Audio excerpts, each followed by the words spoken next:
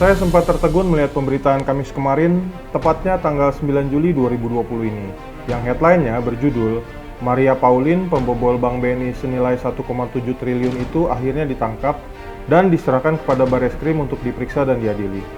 Sebagai seorang anak bangsa, seharusnya saya bangga dan memuji tim kerja dari Direktorat Jenderal AHU Kemenkumham.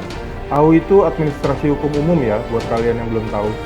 Tapi di sisi lain, sebagai seseorang yang pernah mengangkat kasus pembobolan Bank BNI di tahun 2002 itu, sebagai judul dari skripsi atau studi kasus sebagai salah satu syarat kelulusan untuk menjadi seorang sarjana hukum, pastinya ini adalah sebuah humor di siang bolong. Mengenai apa dan kenapanya mungkin tidak akan saya bahas panjang di sini, karena pastinya itu hanya sebatas analisa dan bukan kewenangan saya untuk menyampaikannya pada kalian. Hal yang kurang lebih sama saya dapati kala menelusuri kasus Joko Chandra, buron negara yang kini menjadi warga Papua Nugini itu. Terpidana kasus Bank Bali yang pernah merugikan negara sampai hampir 1 triliun itu belakangan memang sempat menjadi buah bibir lagi. Kala langkahnya mengajukan PK beberapa waktu yang lalu berbuntut pencopotan seorang lurah di Kebayoran Lama. Bukan soal pencopotan sang lurah yang menarik perhatian media, namun kehadirannya di Pengadilan Negeri Jakarta Selatan yang lolos dari pengawasan Ditjen Imigrasi, Kejaksaan Agung, pihak intelijen, dan pastinya Pemprov DKI itu memunculkan persepsi buruk di kalangan publik yang lagi-lagi berujung pada kegagalan Jokowi memimpin barisannya. Padahal kan nggak semua urusan harus dikaitkan sama presiden ya. Apa gunanya ada pembantu-pembantu yang pastinya udah dilengkapi sama kewenangan dan anggaran yang nggak sedikit itu. Oke, kita balik lagi sama kasus korupsinya. Dalam penelitian yang saya lakukan tentang kedudukan BUMN belakangan ini, saya mendapatkan beberapa hal yang nggak terjawab dengan logika dan akal sehat. Dalam hal ini saya bicara tentang struktur dan aturan perundang-undangannya ya, bukan siapa yang duduk di mana, karena itu kan bukan bagian saya. Dalam pasal 33 ayat 2 dan ayat 3 Undang-Undang 45 disebutkan bahwa cabang produksi yang penting, bumi, air, serta kekayaan alam Indonesia dikuasai oleh negara dan digunakan untuk kemakmuran rakyat. Namun kemudian pasal tersebut diterjemahkan lain oleh pemerintah dan DPR dengan mengeluarkan Undang-Undang Nomor 19 Tahun 2003 tentang BUMN, di mana negara yang seharusnya duduk sebagai regulator ikut juga berperan sebagai operator.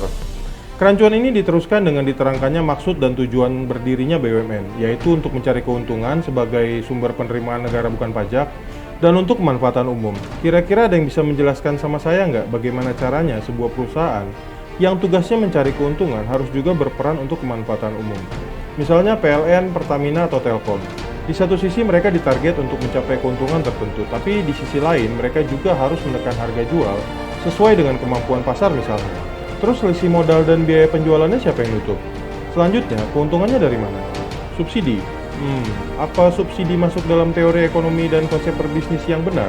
Oke, kita lanjut ke aturan berikutnya ya.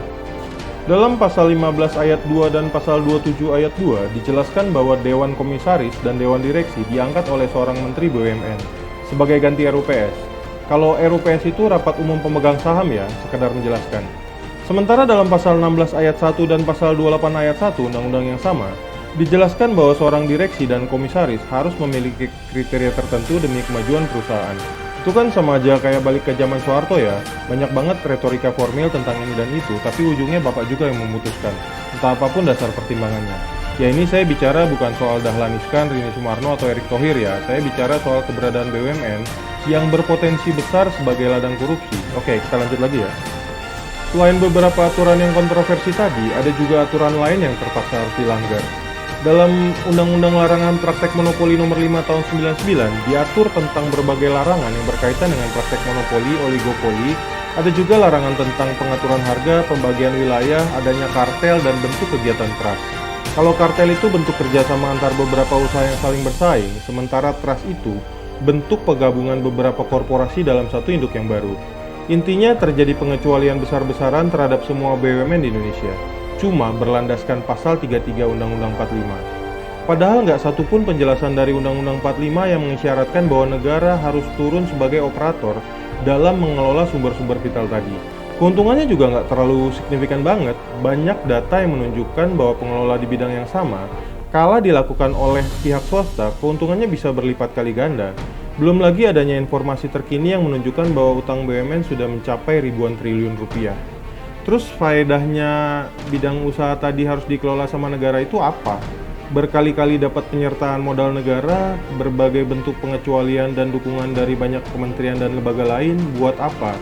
Wajar nggak kalau ada dugaan bahwa ada permainan dan praktek korupsi dalam pelaksanaannya? Apalagi otoritas tunggal di tangan Menteri BUMN membuka celah adanya intervensi dan pengaruh yang berujung pada korupsi. Ya mudah-mudahan aja sih enggak, saya percayalah kalau Presiden Jokowi tahu banget apa yang harus dilakukan dan siapa yang harus ditunjuk dalam rangka membantunya menjalankan roda pemerintahan. Oke, kita masuk dalam simpulan.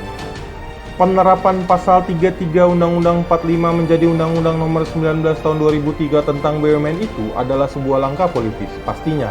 Karena kan pengelola negara ini politisi semua. Tapi sebagai seorang politisi, harusnya kita sadar bahwa negeri ini harus ada sampai 1000 tahun lagi. Dan setiap kebijakan kita pastinya akan berpengaruh sama kehidupan 267 juta anak bangsa, sekarang dan di kemudian hari. Jadi kenapa kita nggak mulai stop tipu-tipu dan mulai belajar dari negara kaya seperti Cina, Amerika, dan Arab? Biarin aja swasta yang menjadi operator, tapi kenain pajak sebesar-besarnya. Ya pihak Ditjen Pajak sama aparat penegak hukumnya juga harus senada juga ya sama Presiden. Ingat, bukan Jokowi aja, siapapun presidennya.